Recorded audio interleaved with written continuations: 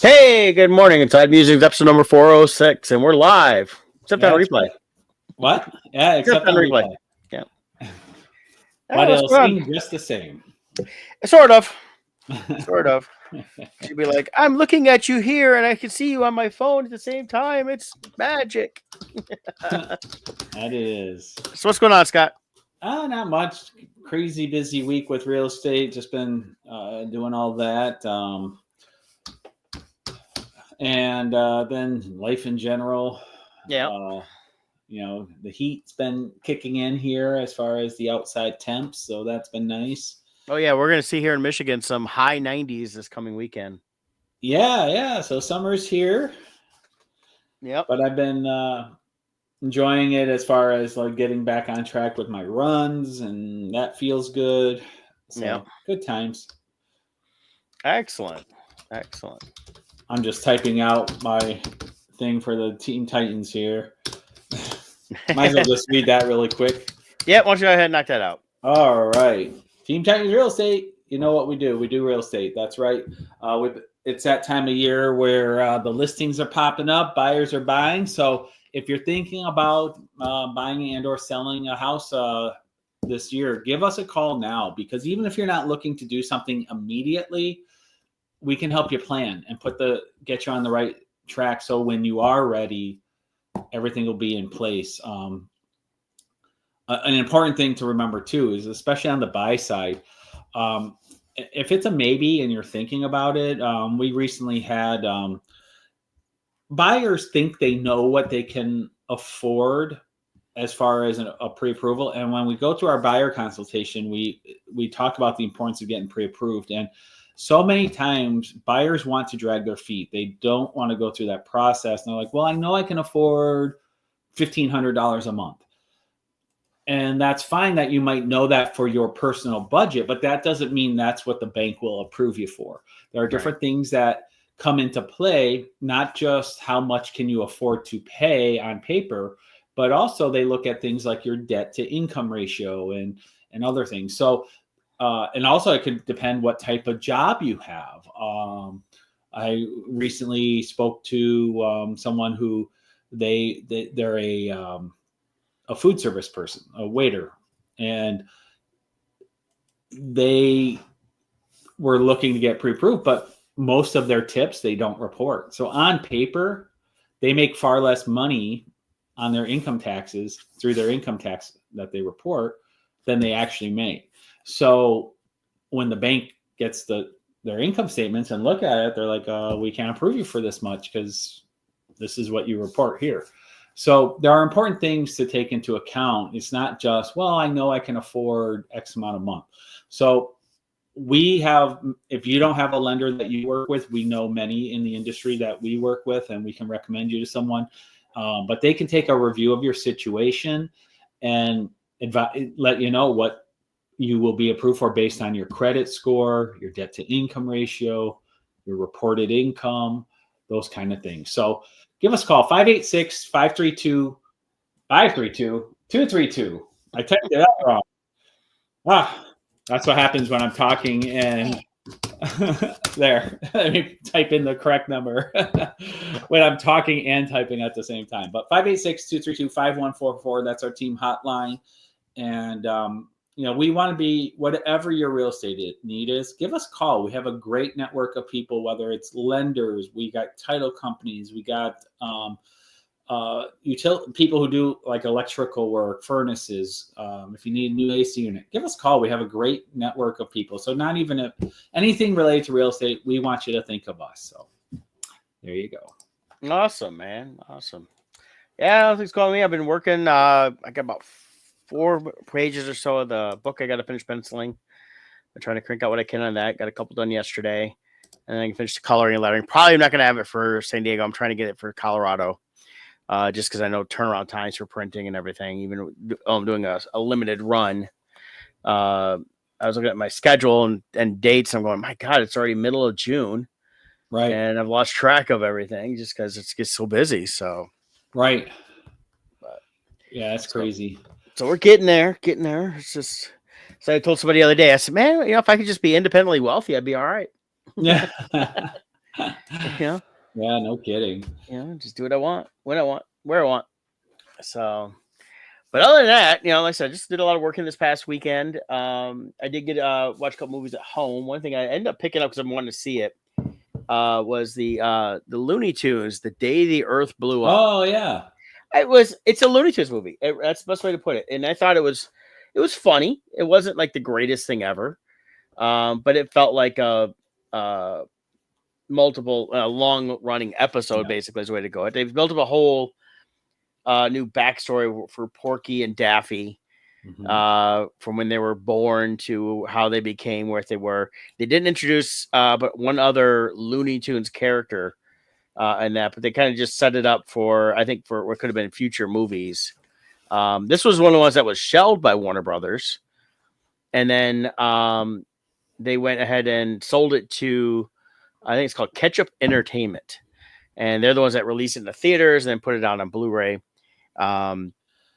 So that's how it got out, and that's was shelved the same time they did shelved the Batgirl and the Scoob 2 movie. Yeah, I have to say it confused me with them releasing that movie because Looney Tunes as a brand, I don't think anyone under 30 really knows much about it. I feel like that would have been better served as a streaming series to try to rebuild the brand, bring brand awareness to a younger crowd, that kind of thing. And then, it just seemed like it came out of nowhere. This movie is like, oh. Well, I think they were looking at a way of relaunching the Looney Tunes brand. Right. And they thought by doing these kind of individual movies versus just doing shorts was the way to go. And it's like I said, it wasn't bad. It's an hour and a half long. It was funny. It was not great, but it was still fun to watch. I'll watch it again. I'm glad I bought it. It's one of the things I'll throw in my Looney Tunes collection. But the younger generation, they probably know more than what you think. They just don't necessarily talk about it. There's a lot of Looney Tunes stuff out there. It's still on been on the Cartoon Network, Boomerang, things like that. So if people that still have access to cable, stuff like that, can watch them on those channels. MeTV shows a lot of them. Is it as relevant? Not as much, but they did do the Space Jam 2 movie a few years ago, which again was Looney Tunes. So I think there's a little more out there. I think it was just, they've been trying to find ways to relaunch Looney Tunes for years. They did in about 10 years ago or so, they had that Looney Tunes show where they redesigned the characters a little bit and they made it more like a sitcom. And that lasted a couple seasons. Yeah. It's one of those things where it's I think the Looney Tunes and Muppets and things like that the problem is they're trying to reinvent them in a way that doesn't take off. Muppets worked best as the Muppet Show. The Muppets Tonight Show in the 90s was fine, and it was funny, but it was a little more adult, which was okay because even the Muppet Show itself had some adultness to it. Right. And then they did the movies here a few years back. The first one that Jason Segel did and he starred in was good. It was fun. It felt like a Muppets movie where the second one where they created the evil Kermit really didn't go as well. So, and then, but like I said, Looney Tunes, it's just that, let me see what it was called. It was like the Looney Tunes show or something like that. Let me see if I can find it here. It's called the Looney Tunes Show. And that came out in 2011. And that one ran, let me see what it says here. 2 seasons, 52 episodes. But they had like Bugs Bunny, and then they had the female version, Lola Bunny. And there was the girlfriend. So they dealt a lot. They were trying to do a little more that type of theming. And so like here's a 7-minute short like we used to see growing up. Mm-hmm. So I think it's, and I watched it a little bit. It was okay. It wasn't great. It's one of the things that, even as a kid, I probably wouldn't have liked it as much. I know they did Lunatics Unleashed, which was they basically did this weird futuristic superhero style with it. That really sucked. That was in the early mid 2000s. I just think that it's, these things could be rebooted in a way if they did them right. But I think that the streaming's the way to go instead of trying to theatrical release. I know the company that did it, I think it was originally going to be a streaming release anyways on HBO Max. Yeah. And they shelved it and took the write off, and then they were able to sell it. And it's, I think they could do stuff like that, but release them on, the streaming networks. Someone needs to do something there. And if they want to do it as half-hour episodes or do them as like, here comes a new movie every so often, I think it might go better. But really what they need to do, they have, I mean, how long was Looney Tunes on the air for? 20 years? Looney Tunes on the air started basically once they went from the theater to TV in the 50s. Yeah. So, but they did shorts in the theater for, I think, at least through the 50s. Yeah. So the point being, though, they have a lot of existing content. The way to go, and Warner Brothers, this is free advice, but feel free to write a check for $1 million to me, because I'm telling you, this is going to work. The way you reconnect with the younger audience isn't coming out with new stuff. The old stuff is new to them. Release it in little 30-second to 2-minute long shorts, cut it up, and release everything as reels on Facebook, Instagram, TikTok, and just do funny little segmented snippets, and it will monetize quickly with the number of views you get. And it's all free content that you've already created and you already own. And that's how the younger generation gets to know something. And then once they know it and it becomes part of their mindset through the reels, then they will dedicate time to watch the longer form content, which would be the shows. So that would do it. Yeah, and I've seen some of that stuff pop up like that. So I'm not saying it's not out there. I think that there's a lot more watching that know it. It's just with so much content. I think they're throwing the old out there is fine. Yeah, old is new, and I agree. I mean, I own multiple DVDs collecting all the original cartoons. There's some that are still banned; they'll never release due to racism or everything else. I wish they would release them under. I liked when they were doing some. They said had Leonard Maltin hosting them, saying, "Well, these were from history, so you got to remember things were different and put them out there." It's called Stop Crying. That's part of the problem too. Is a lot of stuff is like, oh, that Wile E. Coyote is promoting violence. See, I've heard that. I've heard that for decades, and it's hilarious. They're like, I heard that in the '90s. When some woman I remember at Sam's, I was stocking the videos at the time, and she said something about that. No, my 3-year-old grandchild went to hit after watching. I was like, they did not. Yeah, I know. That's a lie. Your kid is not going to suddenly learn how to build a bomb and build a glider to go off a cliff to drop a bomb on somebody because they saw Wile E. Coyote do it. Well, and the thing is this, if your child is doing everything they learn by watching TV, then obviously you have no interest in your child, and all they do is watch videos all day long. Well, and that's where playing outside comes in. We would go outside and try to do some of the stuff, and we'd get hurt, and we say, oh, that's the difference between reality and a cartoon. Yeah. You learn quickly. Yeah, things really do hurt. Pain is an efficient teacher. But I will say the day the Earth blew up, the animation was good. I liked it felt very Looney Tunes. Yeah, from the trailer, it looked very traditional Looney Tunes. It changed a couple things here and there. There was one thing that was, so here's a spoiler. It's like Daffy. They showed him early on lay an egg, and I think he's done that in some of the shorts. And then there's a whole thing where they're trying to get him to lay a bunch of eggs, and then it comes out later when he wants to actually be in the fight with the alien stuff. He's like, "Do you know how hard it is for a male duck to lay an egg?" So they did comment on it because I thought it was ridiculous that, okay, why is he laying eggs? They're not addressing it. They addressed it a little bit later. So, things like that. And they made him, the Daffy in this one is the very loony Daffy that we first met in the earlier shorts that he was in, where he's constantly bouncing around, things like that, doing stuff all, just crazy. And he just really has no rhyme or reason, as opposed to the later on when he was like paired up against like Bugs Bunny. where it was, he was a little more not as loony, but was as, kind of like a evil, well, not evil, but just an offset to Bugs when they wanted to do something back and forth between two friends, just type things. So Yeah, it seems like if it's a buddy thing, it's usually Porky Pig and Daffy.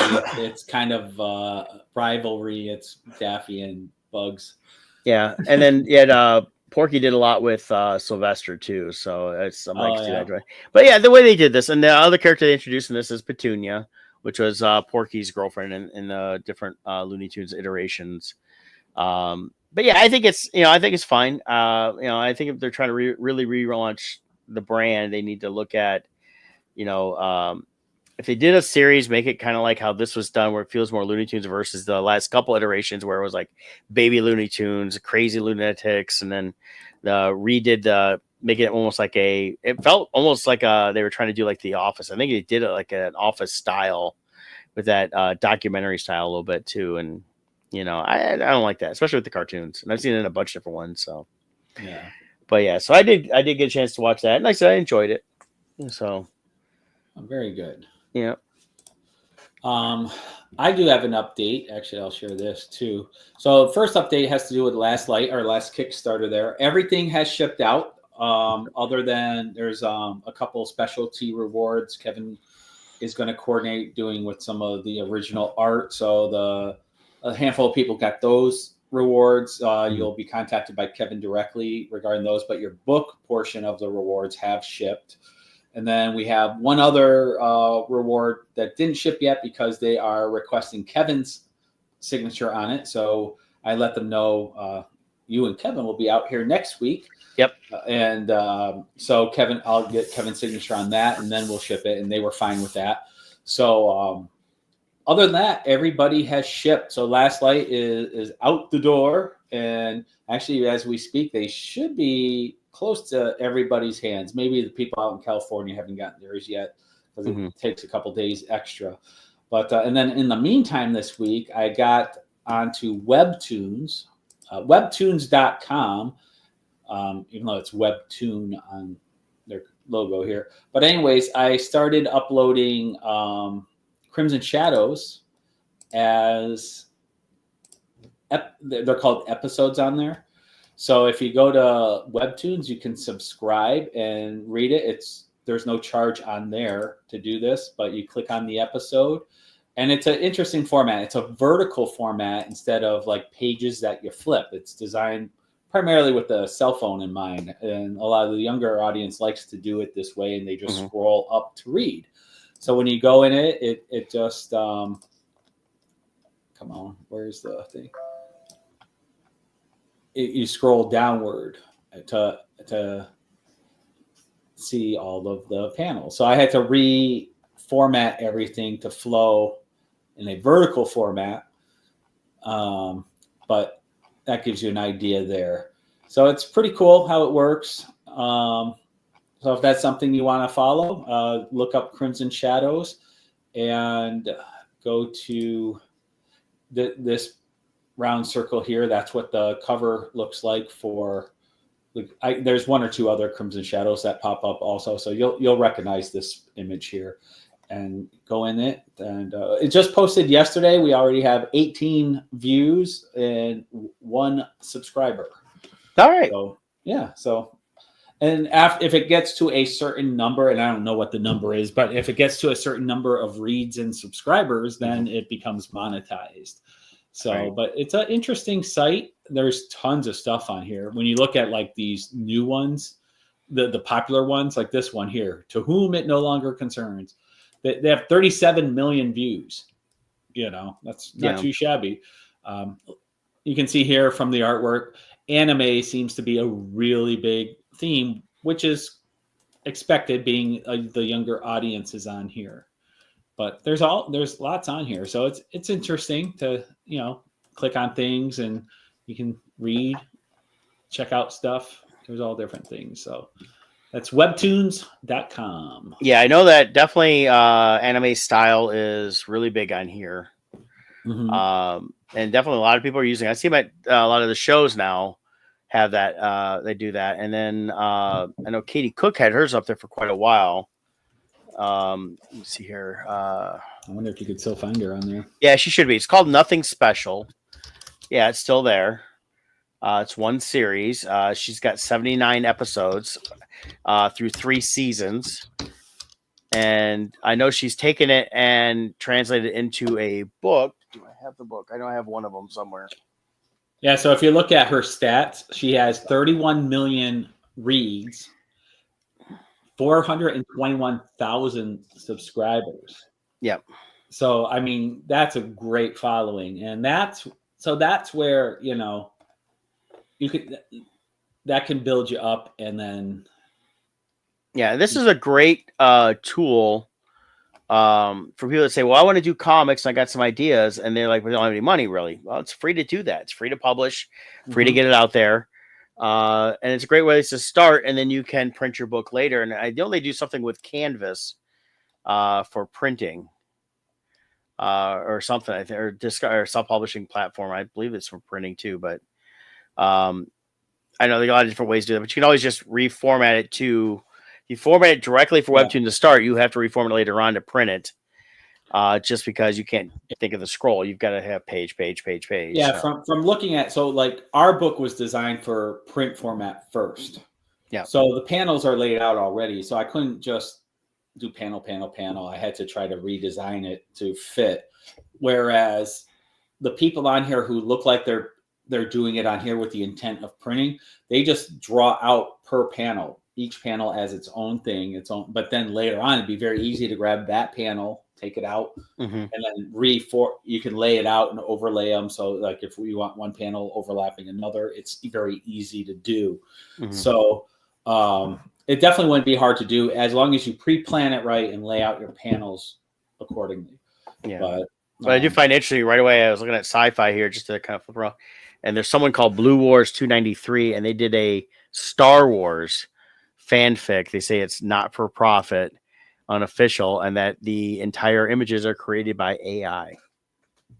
Oh, so they have a pure AI one.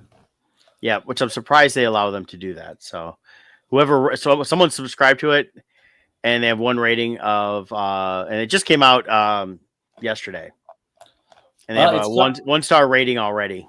Yeah, what's interesting too, and I think we're going to see this come out quite a bit, and this is going to be to protect the trademarks and copyrights, is there are some lawsuits developing from some of the major studios against the AI companies for using their characters and likenesses in their software. So, and I saw one person, this question always comes up, and there is a big difference. It's like, oh, this means they're going to crack down on the fan art at Comic-Cons again. And it's like, every year people throw that out. That's a whole different topic. This is, you know, when you are producing content for online and it's being viewed by millions, that's different than the companies don't care about the guy who might have 20 people come to his table and look at it. Yeah. But you're producing something online that's getting millions of views and becoming monetized because of those millions of views. They are going to go after you. It's same even on the fan art side. When you're selling at Comic-Cons, they really don't care. They've been to my table. They've bought from me. Same with Brett. They've done that. They don't care because we're in a limited capacity. But if I take that same fan art and I open it up on an online store, they will tell me, hey, take that down, because now you're trying to access millions of people. Yeah. And they don't. And the biggest thing is they don't even really care about the artwork itself when you're doing prints. What they care about is what some of these, like the lawsuits, of course, is when it's using those characters they're not allowed to use to create new artwork that they are selling, and it's not creating it themselves. It's all AI generated. But two is like what this one did here on Webtoons. And I flipped through it. I shut it off already. Deleted it.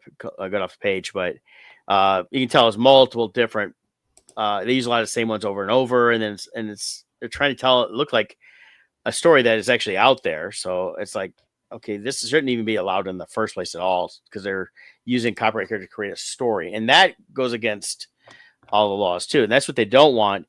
The only thing they will allow is, at least George did. Disney has not really said too much on it in the last several years, but there was a lot of fan films done. And Mhm. George allowed people to do that. You just couldn't make any money on it. You couldn't sell it. You couldn't Yeah. do anything for it, to make money off of it. It had to be Oh, done for fun, basically.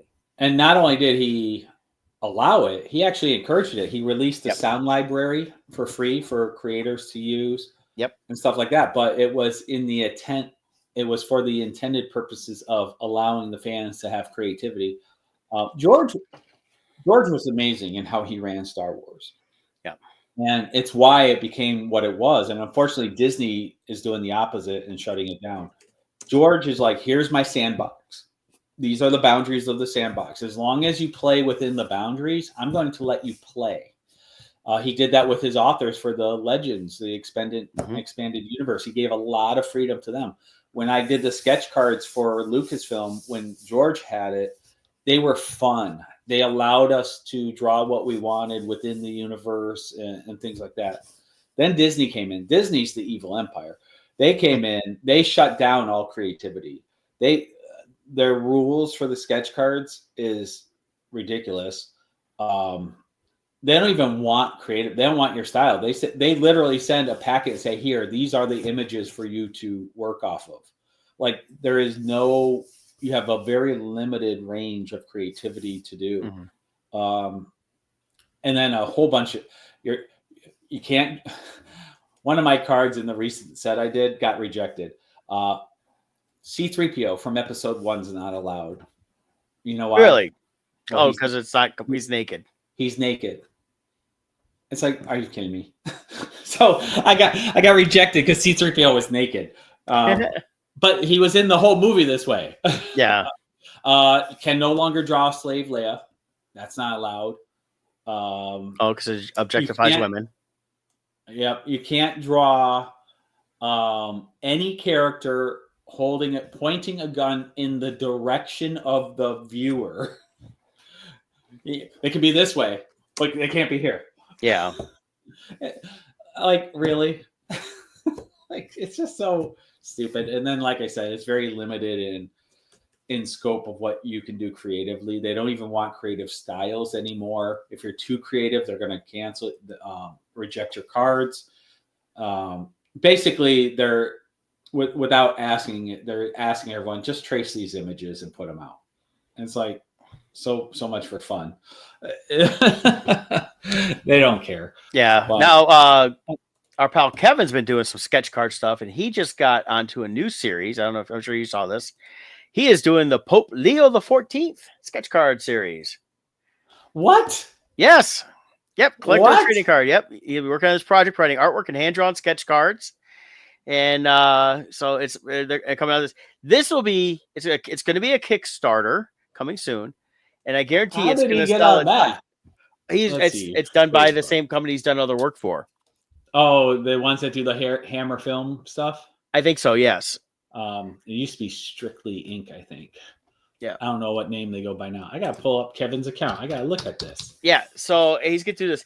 I saw this. I'm going, oh, I wonder what kind of latitude they give. Now, Kevin talked, and I talked a little bit about it, and he said something about that he may be able to do them with like Chicago, put like the Chicago White Sox ballpark behind them because he is a White Sox fan.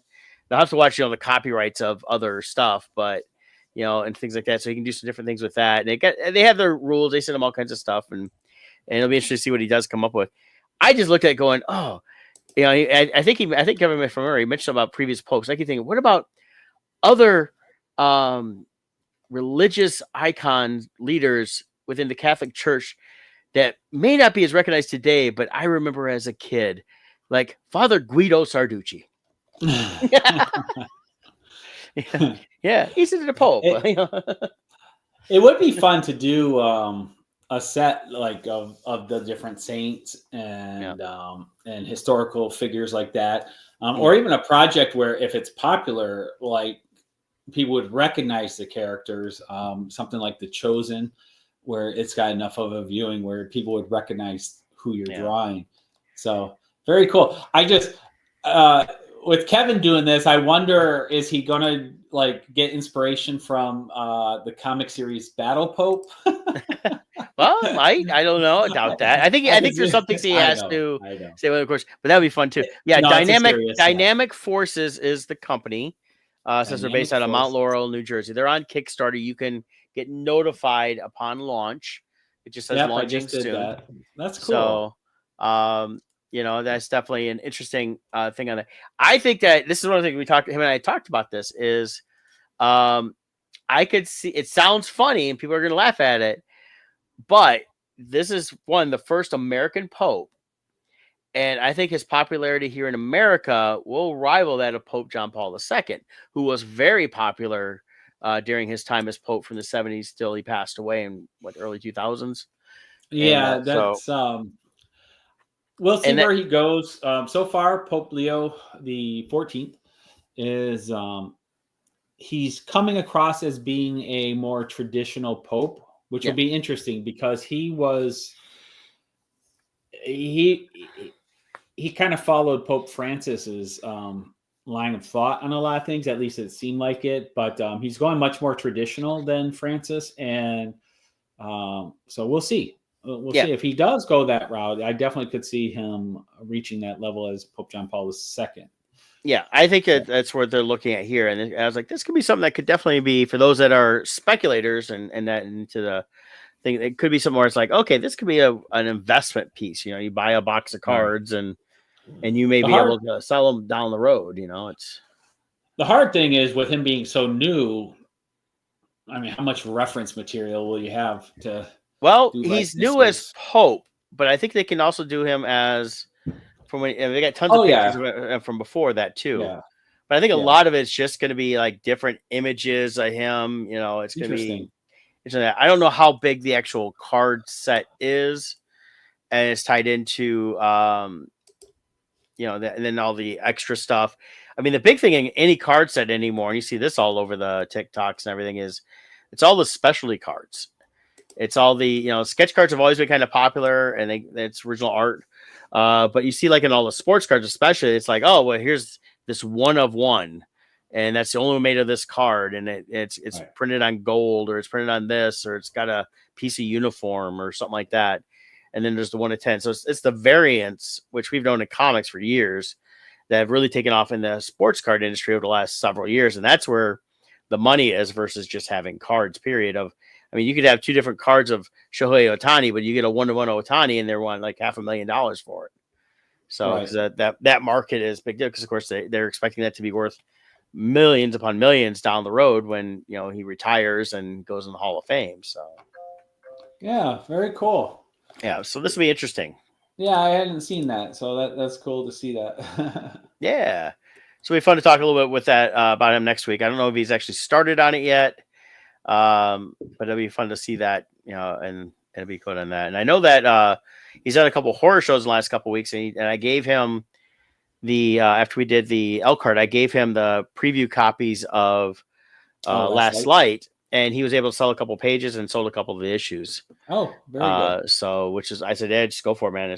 Take it and promote it in that. So we will have Last Light at San Diego. Yes. How exciting. Yeah. So that will be available. When you guys are here, we should probably do a pre-signing of a bunch of the issues too. So you guys will have fully signed copies over there. And yes. Yeah. We'll probably do a stack of each other's copies so that we'll have signed sets. But yeah, I think that's good. Cause I know a lot of times when we're not all together, it's great to say, hey, this is already signed by, the other guys too, and they're not here. And it's always a good thing to do on that. So yeah, for sure. Yeah. Cool. One of the things I've been rewatching this past week too in my spare time at night is I revisited the Kenobi series.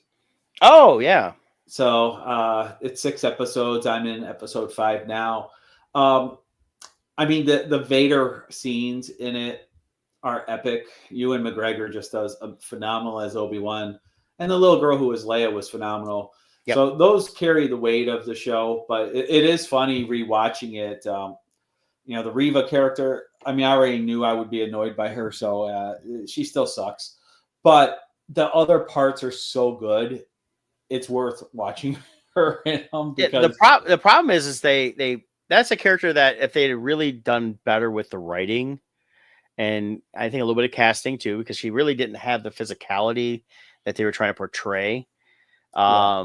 And I don't want to blame the actress. I mean, it's a job. You take the job, you get paid. That's what they got to Oh do, yeah, it's not the actress, and that it's stuff. But at the the same time, it's casting. like she really, it's just, and the writing was bad on it. It didn't fit. But everything to deal with, like I said, Obi-Wan, young Leia, Vader stuff, all that stuff was fantastic. And It if you was went through, phenomenal, that part. and you could And the whole add trip. out all the Inquisitor stuff, Yeah.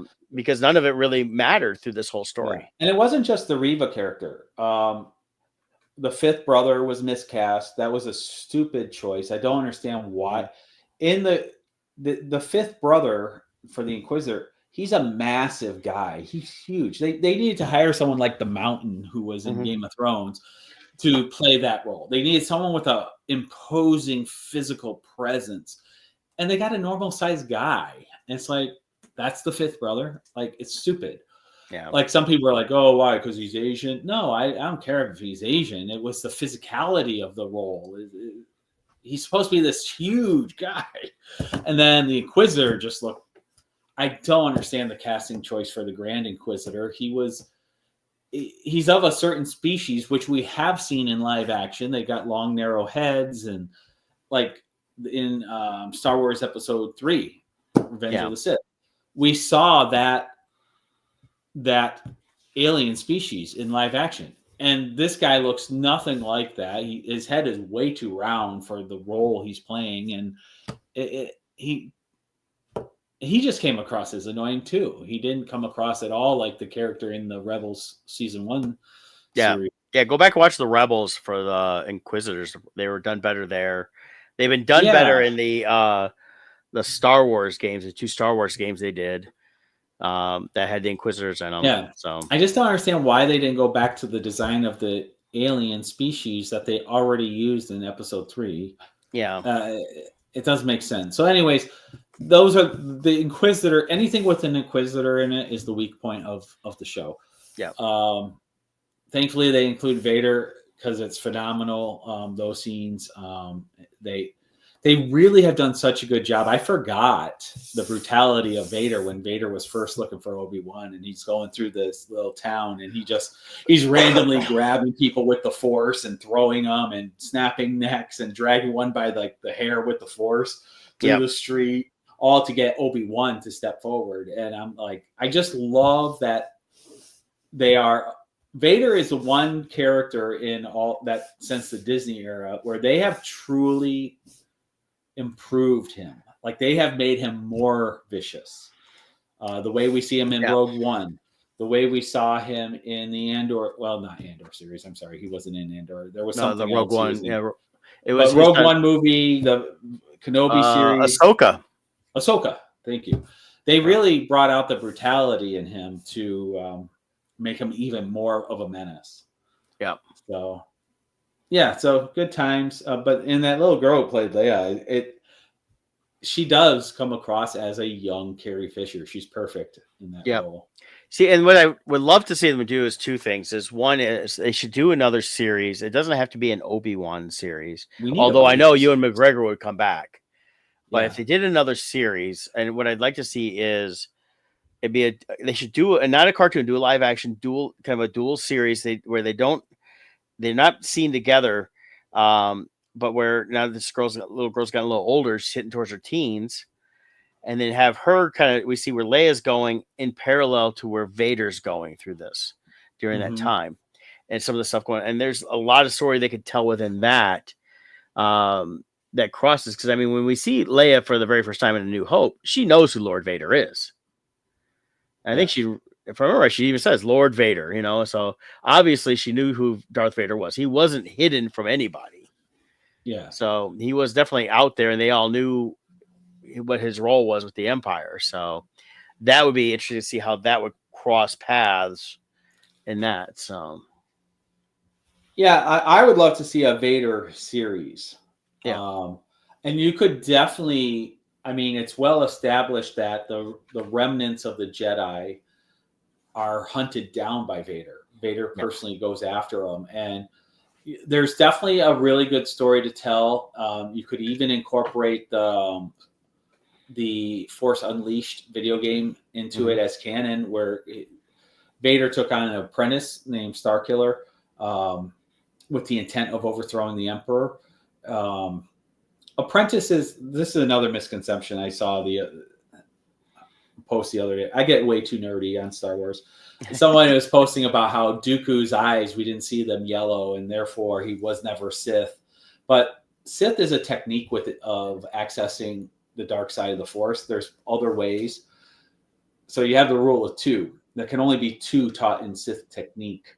But Dooku took on an apprentice like Ventress, and it was common throughout the Sith history for the apprentices to take on their own apprentice and teach them how to access the dark side of the Force. But they always honored the rule of two and never taught the Sith technique unless they were successful in killing the master.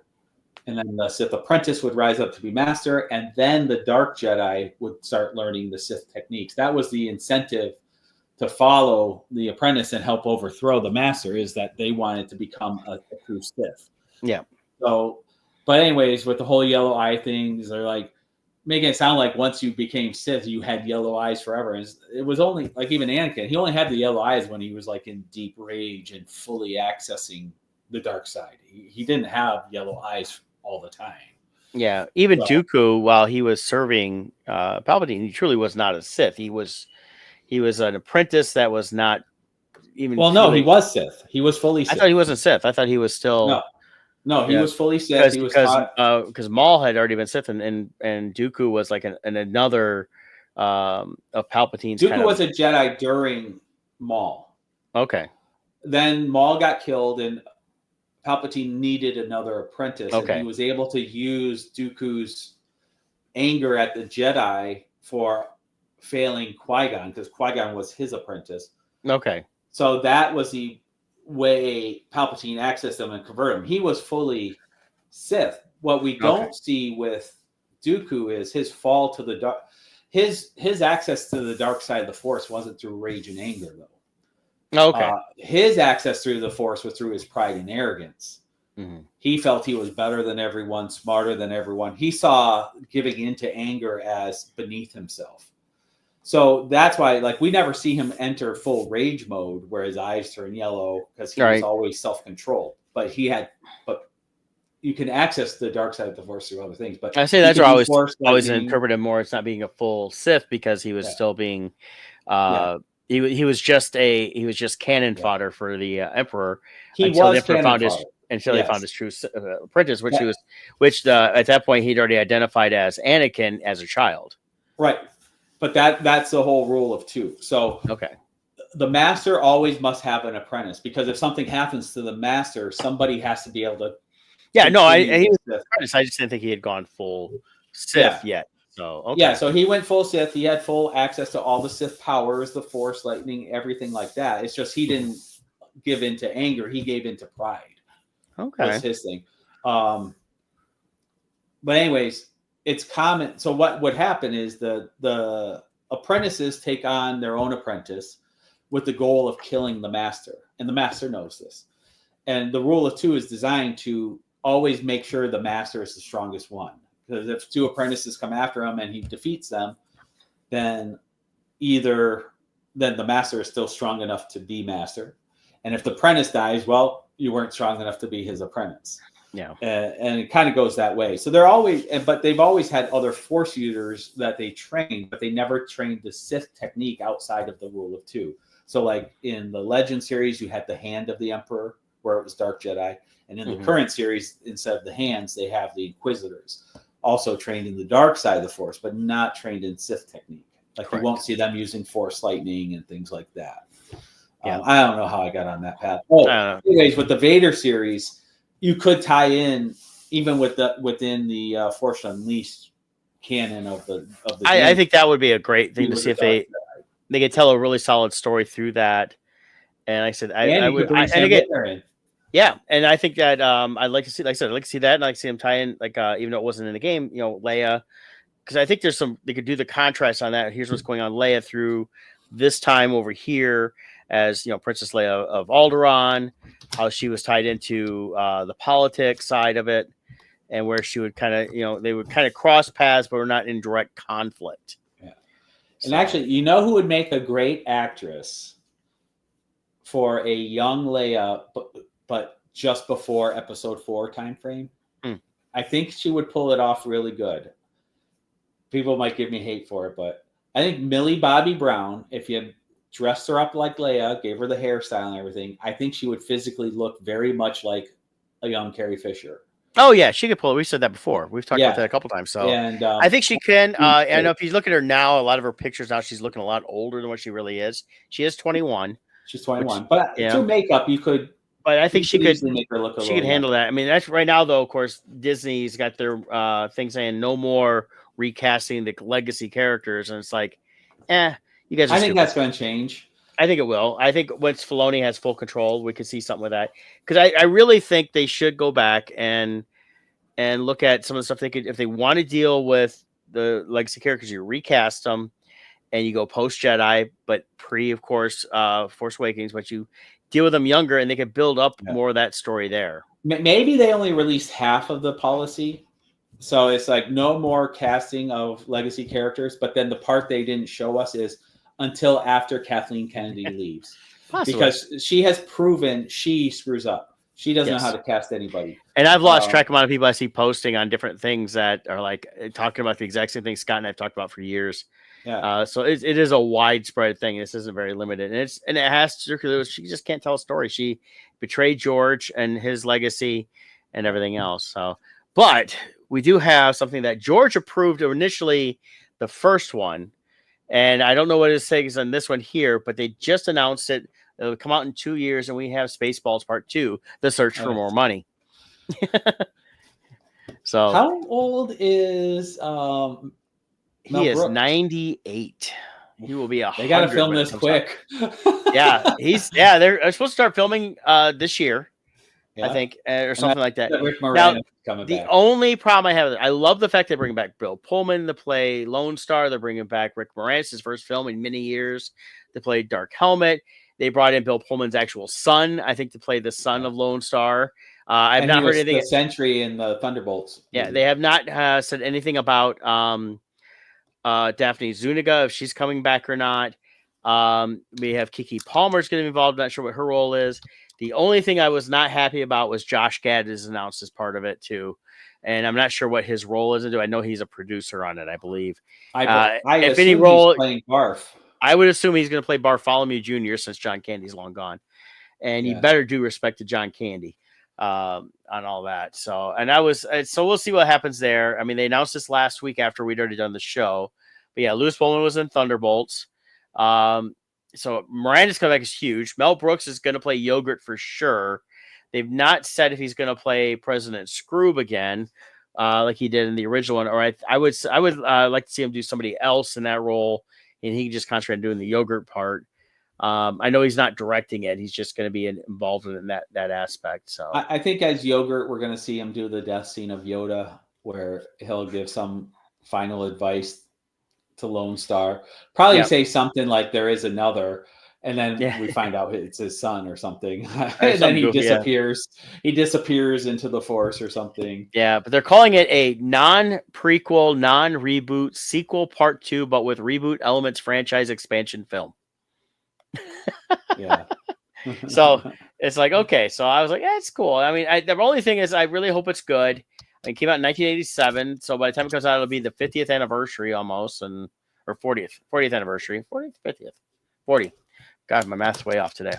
But the original ones, John Candy, Daphne Zuniga, of course, all the people that were already older in that original movie are long gone too. So, but it'd be neat if they do give some of these homages to those actors that are no longer with us that starred in the original Spaceballs. So I don't know if there is any accuracy to this, but in an article in therap.com, so this was June 12th, they're saying Daphne Zuniga is coming back. Okay, I hadn't seen anything where they officially quote or not, though. Yeah, because I haven't seen anything official about her. Yeah. The original. Yeah, and it's done by Amazon MGM. It says Josh Gad is starring. I mean, that's what Variety shows it as. That is so annoying. And produce. Josh Greenbaum will direct the film from a screenplay by Gad and then 2 other people. It's in early stages, so they haven't started filming. It might even be until the beginning of next year, but so we'll see. I think the announcement of everybody coming back, it's just, Mel Brooks, hopefully he stays with us long enough to do this. I do know I tried to watch that History of the World Part 2 they came out with. Yeah. It was on Hulu. I think I got 15 minutes in and I shut it off. It wasn't funny. It wasn't good. And I've seen little snippets here and there, and they just don't look funny. It looked like they were trying to just be, they're trying to do stuff in history, but it didn't fit the, I don't know. You got to go back and watch History of the World Part 1. What made History of the World Part 1 work was they took little snippets and through history, but it was the fact that Mel Brooks was a character through the entire thing.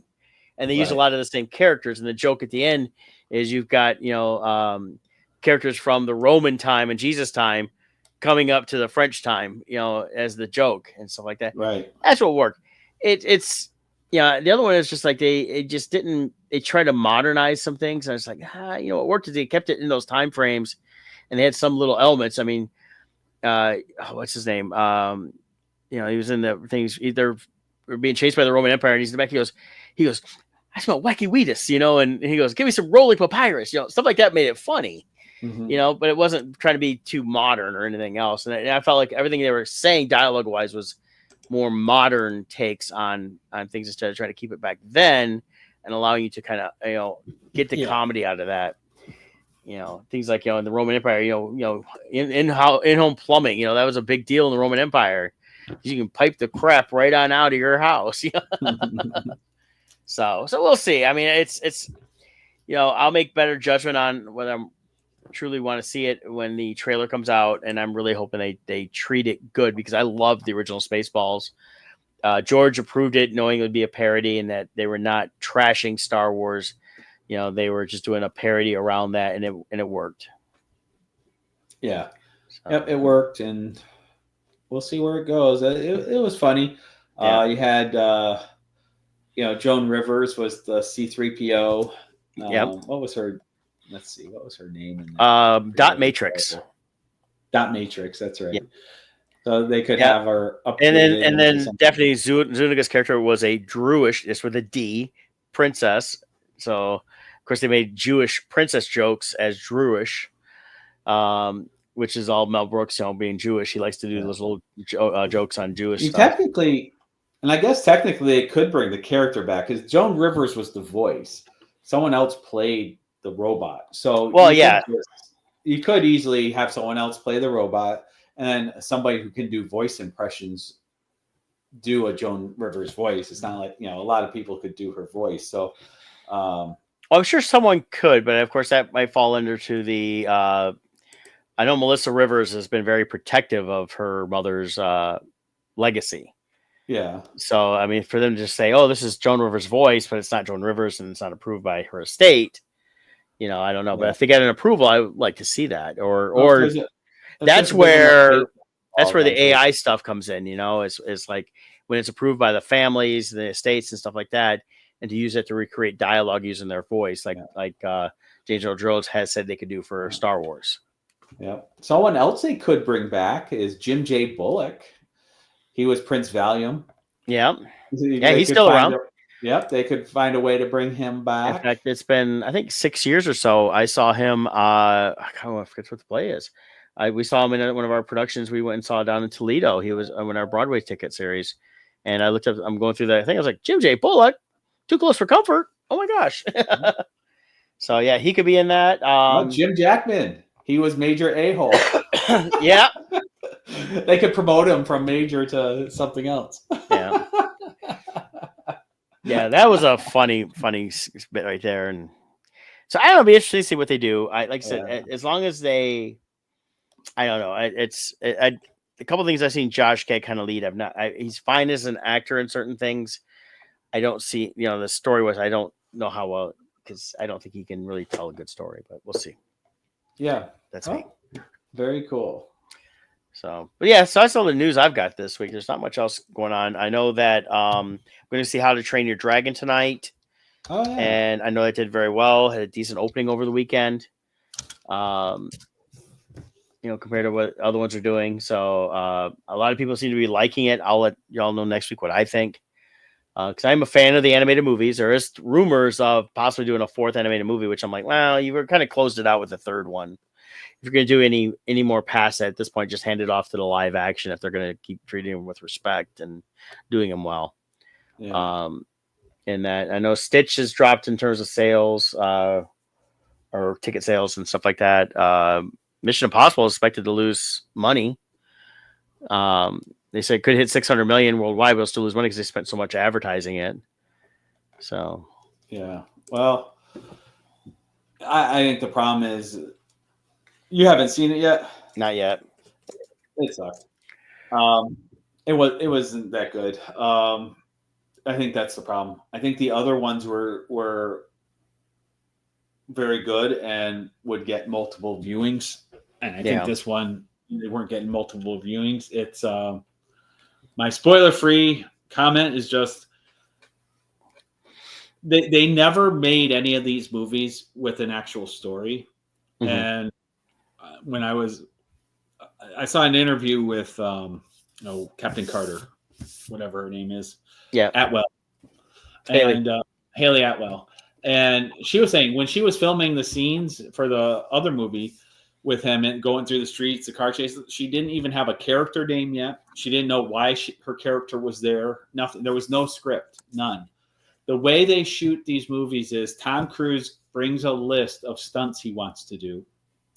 They film all the stunts and they make all these action scenes. Then after they're done with all the location shooting, they come back and Tom Cruise and whoever does the movies with them, they sit down and they say, okay, what story, how do we link all these scenes together? And they write a story after they shoot all the big sequences. So what happens is the trick to watching these movies is all the big scenes you see, it never references the actual plot. It's just them being chased and action. And then they go into some small room and they then film all these dialogue scenes to explain things. That's why there's a high narrative content linking everything. Because at the time they shot it, they had no clue why they were shooting it. And so now in this one, they kind of did the same thing as always. Yeah. They're retroactively also doing the same with all the other Mission Impossibles. They weren't filmed with the intention of being linked together. Now it's like, oh no, they were always linked because the AI was manipulating everything. And so they created all of these forced narrative plot points to make things have meaning that didn't have meaning. Mm-hmm. And so you feel like, when you're watching shows like Criminal Minds or any of those group investigative shows, and you always have the scene where it'll be like a 2-3 minute long scene where 5 people are in the room and they're explaining something and like everybody keeps finishing each other's sentences and as the explanation goes through. Well, it's like that, except the first hour is this nonstop narration between all the characters explaining what's happening and why it's happening. And then the bad guy is the AI. But by the end of the movie, like the AI did nothing the whole movie. The whole movie is just everybody's afraid it might do something, so everyone's going to nuke each other preemptively because the AI might do something. It's like that story's been told a bunch of times. So anyways, I think that's why it failed. Well, with that in mind, that's also why James Gunn just came out and said the movie industry is dying because films are made without finished scripts, and Marvel got killed by output increase. That wasn't fair. Yep. So he's hitting on, and he says that DC will not fall under that same trappings with going forward. So yeah. You need a script. You need a guiding voice. You need a story. That's where Star Wars fell apart. Is they should have hired Abrams and if Abrams wasn't willing, which actually they wanted him to do all 3, If he wasn't willing, find someone else. You need a unifying voice Yeah. to tie all three movies. And You that can was the have problem different too, is, directors. they wanted him to do all three and he didn't want to do it. Yeah. And they should have moved on to somebody that would do all three that they could trust to do it right. And even if it's just overseeing the overall script. yeah, and they could story direct. arc. They could do it just like George did. He directed the Exactly. first one and he oversaw the next two. And he even worked with other script writers on that, but they already knew the story. He had the story written out, what he was going to do. Yeah, you have to know it. Otherwise you go astray. Yeah, and that's where I think a lot of things, we've talked about different ones, TV shows, things that they fail because they don't know where they're going, and then they bring other people in who take them on a completely different direction, and then they have to try to come back to wrap it all up, and that's where you run into problems in storytelling and why people think it sucks. And definitely there is more than just like a Mission Impossible. But that's why I think a lot of these movies have sucked. Last stuff coming out in the last few years, even just series on the streaming. Because they start, well, just do this, and we'll figure it out along the way. And they're still writing as they're doing it. It's one thing to be rewriting some dialogue and saying, okay, we're going to change a couple things up here because I think this will work better for this scene, versus we got to change some things up on the fly because we decided to go a completely different direction, which is what happens a lot. Well, and it goes back to what we've talked about many times, even with comic book writing. When we're at comic book conventions, people come up to us and they're like, oh, I have this idea. And it's $1 million idea and blah, blah, blah, blah. And we're listening. It's like, okay, but what's the story? You have a gimmick, but what's the story? And they never have a story. They have a gimmick. And that's what's happening now on a multi-million-dollar level is they're so fat. They're trying to produce content so quickly to fill all of the different streaming demands and movie demand, all that. They're just trying to push content. So they're not taking the time now to say, okay, that's a good gimmick, but what's the story? They're like, we don't have time for story. Just put it out there. We'll figure it out. And that's why things are falling flat, because it's like there's so many things I watch now, so many movies where it's like, man, they had a good foundation. It could have been cool.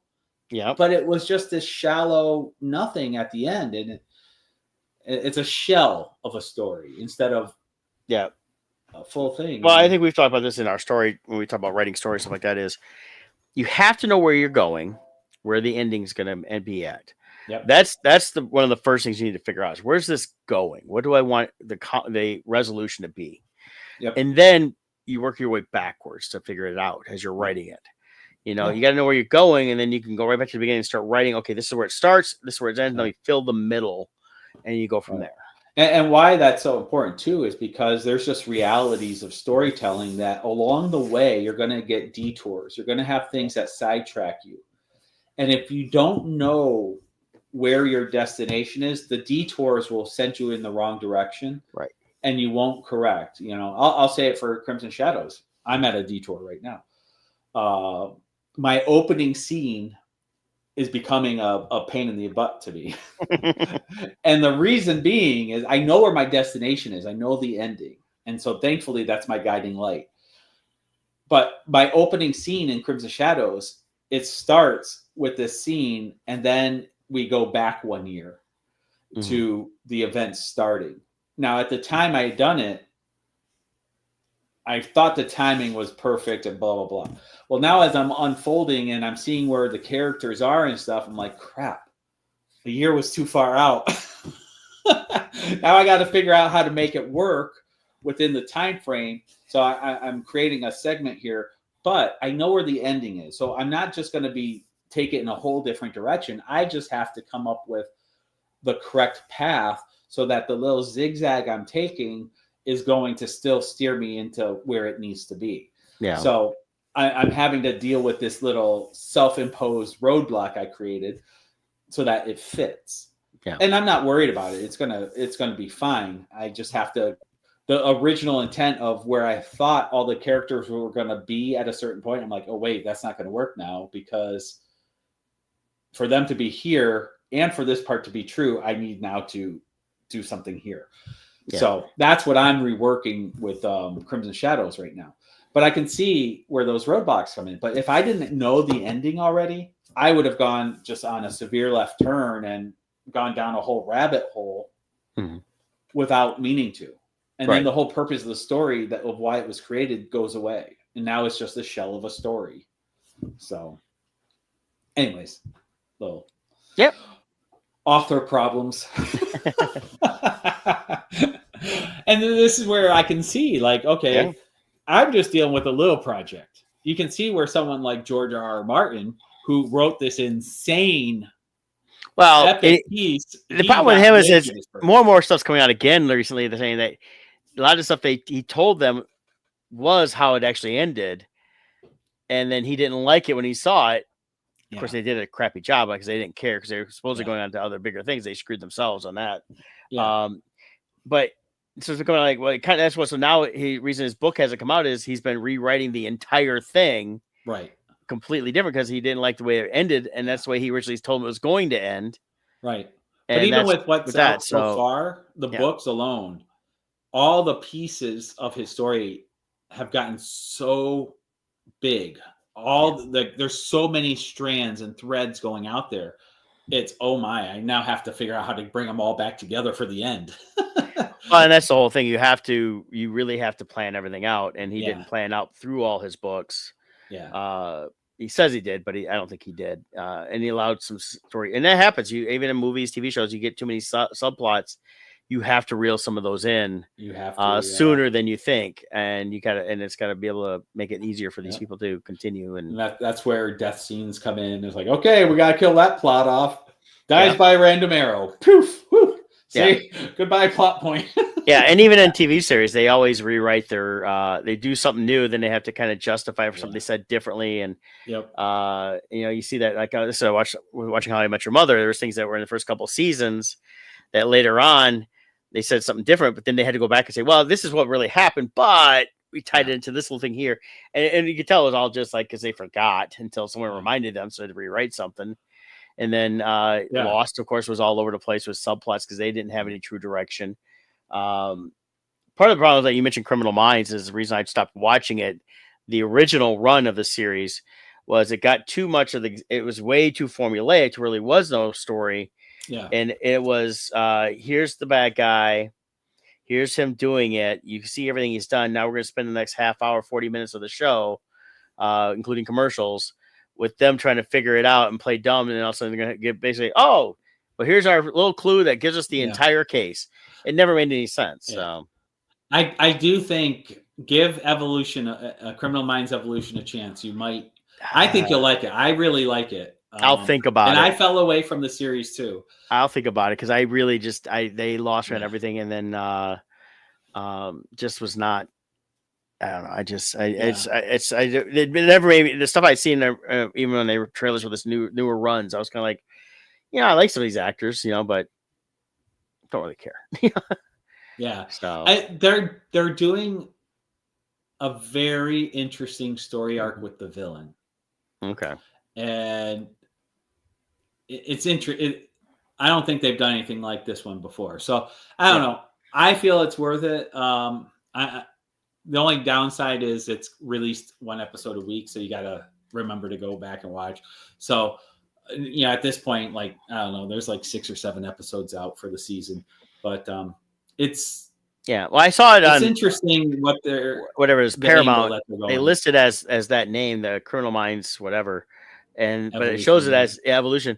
But it says 18 seasons. I was like, okay, so you're calling it all Criminal Minds, Evolution. You've tied under that one name. Yeah. So it's a sub series within a series. Yeah.